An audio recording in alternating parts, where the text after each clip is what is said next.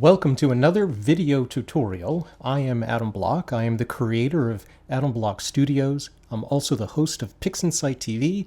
I am also a PixInsight ambassador, and I've just got to say I've taken quite a few astrophotographs in my life. As part of this channel, this is an example of one of many videos that I put together on my YouTube channel. This is free. I am making this available to everyone, everywhere. I want to share just some of these very powerful little tidbits of image processing, especially in this case, through PixInsight.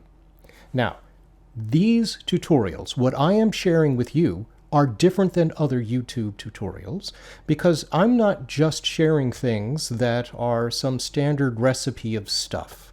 These are actual innovations. I am bringing to you and sharing with you things that I have either created, helped to have created, or implemented in some creative way. And this is an example. In this video, I'm going to be showing what I call selective rejection, which is an extremely powerful tool, one that everyone should know. It's something that I have been developing over time. But it wasn't easy to do initially because it just wasn't easy to implement in PixInsight. But today it is. And it is today because I kept pushing for it. As you'll see in a moment, now using a script, you can make these adjustments in seconds, literally in seconds, and fix all kinds of problems that you might have as far as making your images. And I'll show you that in just a moment. But what I'm trying to do here is convince you, please like and subscribe my YouTube channel. Please let other people know that it exists. Point them to these videos, and I think that they will find some value in them. At the end of this video, I'm also going to hint at other things that you can do to carry forward to even more powerful, more creative ways of fixing some images, because I can't show everything in the YouTube video. I keep everything, the total library of knowledge is at AdamBlockStudios.com. So that's where you'll find the complete set of tutorials on everything, but I make a lot of these YouTube videos as well. So here is an image that was helped by the technique that I'm about to show. This is a wide field image of the torus molecular cloud, just something nice to look at before I get into the details of the issue. So I'll close this, and let me show you what the data and what the issue is. So here I have a number of luminance data, clear filter images, just grayscale images of a very pretty galaxy, NGC 1300. So I'm going to open up one of the images here, just so you can see what the data looks like. In fact, I'm going to blink through the data. A beautiful spiral galaxy, right? So let's use blink here and just look at this information so that we can see what everything looks like. Here we go. And we'll display this information in the same way from image to image. Okay, these images have already been calibrated. They are already registered. And what you'll find is that for whatever reason, unfortunately, there's nothing I can do. The flats did not calibrate. They weren't characterizing the dust donuts, some of these dust donuts that were in these frames. And that can be an issue, right? Because if I combine all of this information together, I'm going to end up with these dust donuts in the final result. Let's look. But it's not in every picture. It's only in a fraction of images that we have some dust donuts. And then I noticed that, here, let me zoom out and show you. There's another dust donut here that's in a different spot, in a different number of frames. Now, some of these things like, here's some satellite trails. Maybe this is an asteroid moving through the frame or something. All of those kinds of things will be rejected in the normal way. But the dust donuts are probably not going to be rejected. In fact, I'd like to demonstrate that. They're not going to be rejected. So I'm going to go ahead and close this, and let me just use image integration. And we will, integrate these images in the normal way, so that we can see, let's see, image integration. So we highlight all of these frames. And if we did this in the normal way, we would have just additive and scaling, We would use some form of rejection here. We'd set up the proper things, the settings here, which I explain in some other videos. We do the job, we do the thing.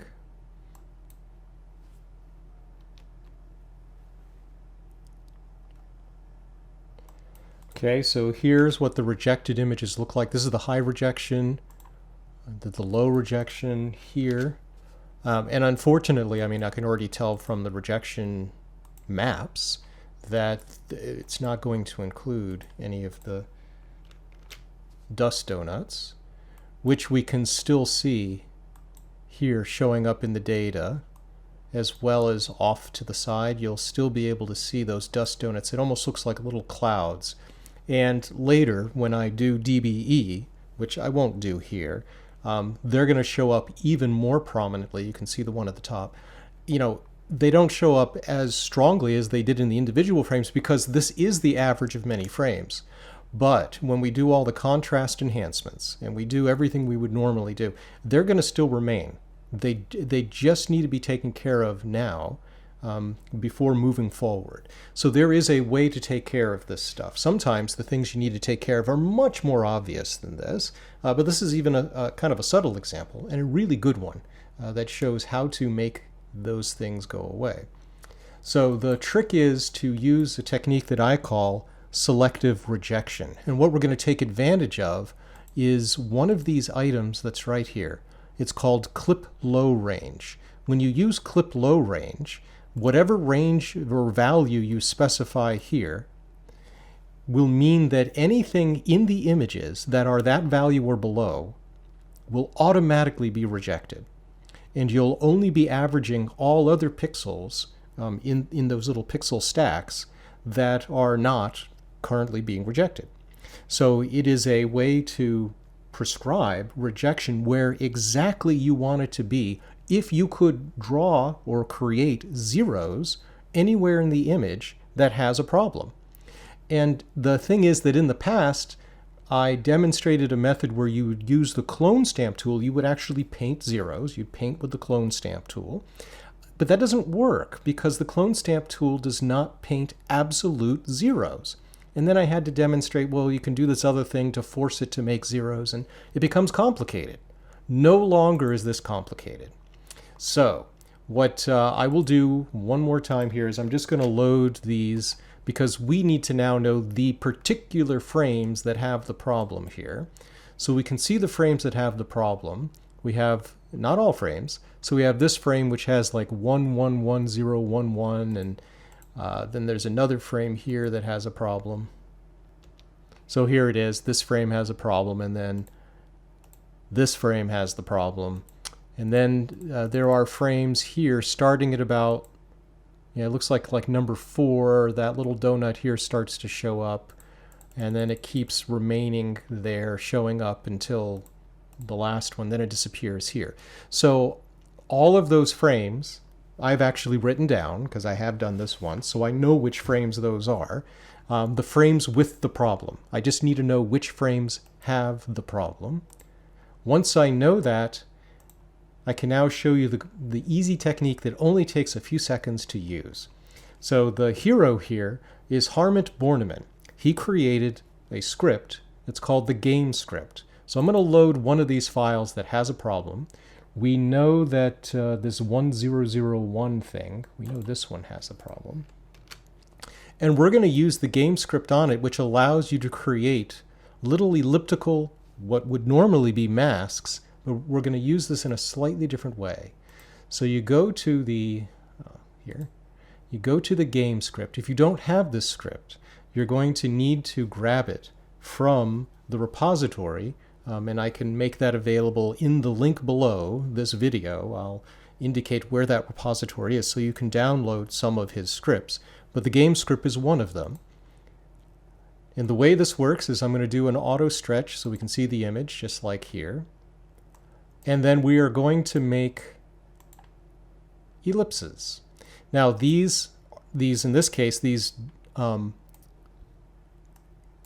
won't call them artifacts, we'll just call them dust donuts. These dust donuts exist in the same place in each image, roughly. Because they've been registered, they jiggle around a little bit because it's registered with regards to the stars and not with respect to my dust donuts. So I'm going to make my little selections here. I'm not going to pay any, particular, there's nothing precise about this. I just need to make them large enough to make sure that we're, if they jiggle around a bit, we're fully capturing them. So I have another one here. So those are the three major ones that were an issue here.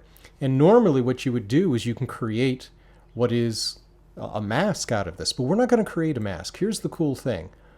Hartmut here now includes, and this is what I requested, to write the shapes to files or views. And it's going to write these shapes as zeros to those files or views. And it's not going to overwrite the files. It'll create a new file with an extension that's called SR, and that's the name for my technique called selective rejection, because that's what we're doing. We are selectively rejecting particular bits of an image. So we go to write shapes to files, and then all we need to do is add those files that are the issue. So I'm going to do here star clear star, and the files that are the issue are this one, and this one. I need to write the shapes here for these three and then open up one of those others to do the other shape. So we do OK, and it writes, I'll show this to you, it writes those black bits here. We do OK, and let's exit out of here for a moment so we can see them. So now if we look in this directory, expand this a little, you'll see that there are some SRs here. Those three SRs, open this up. Now we have those black bits here, so you can see where I'm going, right? So everywhere that we had the problem, we have it written here. So I'm going to open up the number 4, or let's open up another one that it's more clear. I can see that donut near the top. So we'll do, sure, number 12. So for number 12, again, I have the donut right there. So I just go back to the script here, game, do this, add, and we just want a healthy margin like this. I think this is the frame that has the one near the bottom. There might be one down here, I'm not sure. Yeah, whatever. Okay, so now these we're going to write to the other files. We do star clear star so I can see the files. And we do 4, 5, 6, 7, 8, 9, 10, 11, 12, and this one. Go OK. Go OK. OK. And let's just verify. There they are. So in one of these frames, we should see those black bits in those areas. So finally, we can do what is, virtually magical here. This time when we bring up image integration,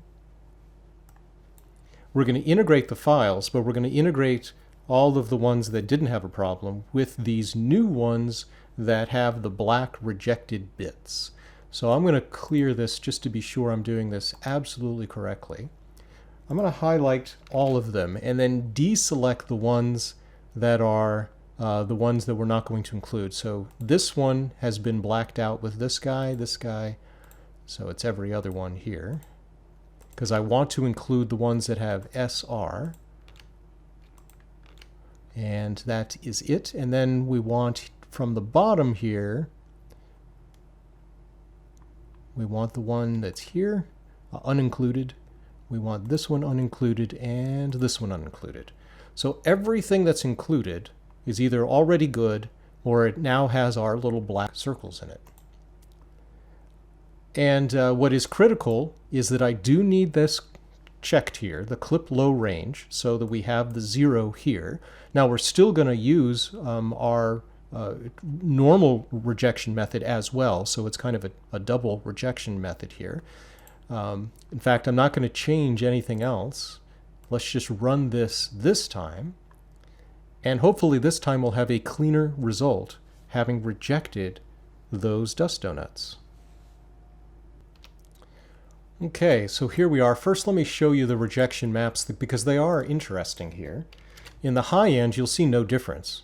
It's still rejecting the same satellite trails and asteroids and everything else that it should.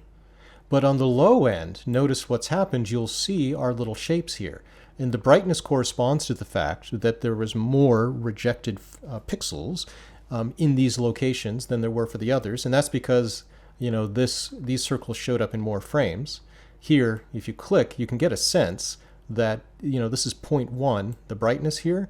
Therefore, it must have only been in approximately 3 frames because I only have approximately 30 frames here.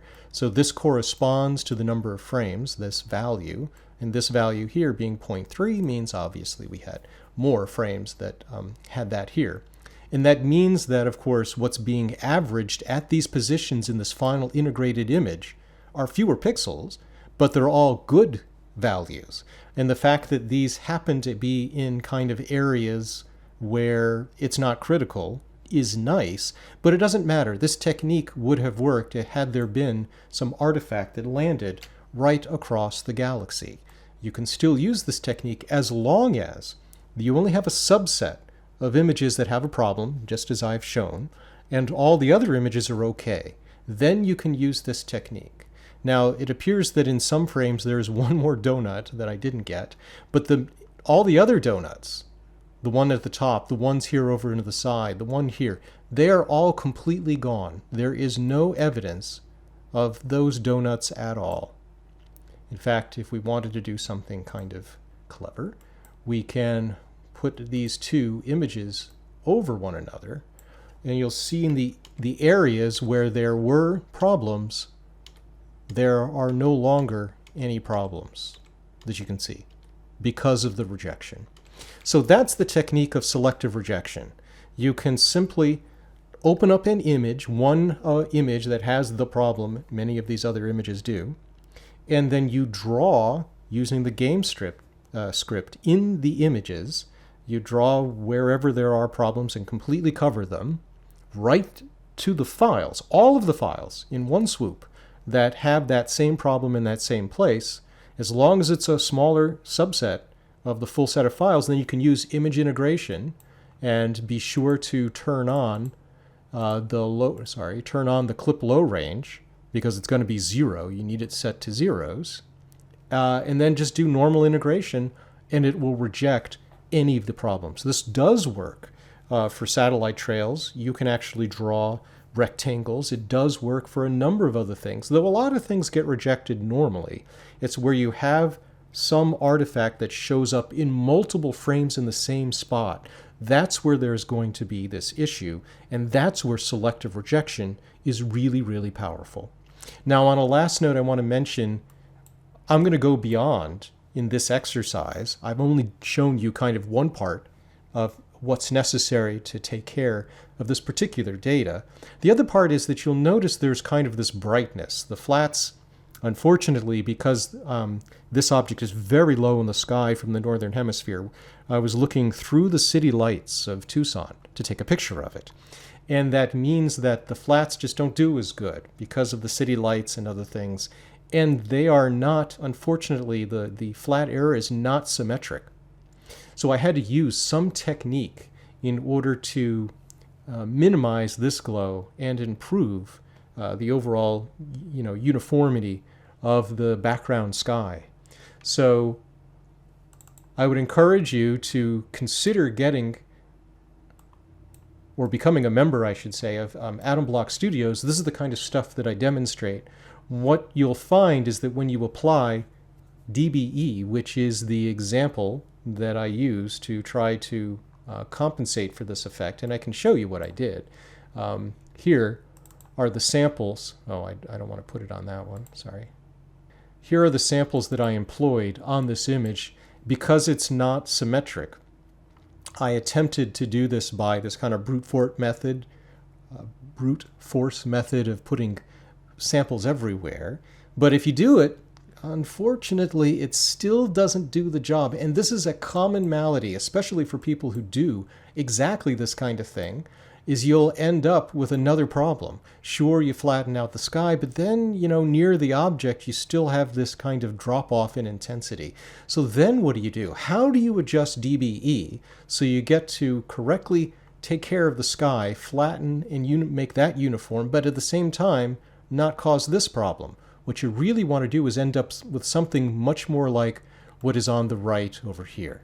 And that's what I demonstrate in the next part of this section in my tutorials at AdamBlockStudios.com. So I encourage you, comment down below. What did you think of the selective rejection technique? And what do you think about the idea of seeing more videos that are like this, especially videos that are generated from AdamBlockStudios? So I hope you enjoyed this, and keep at image processing. I wish you clear skies.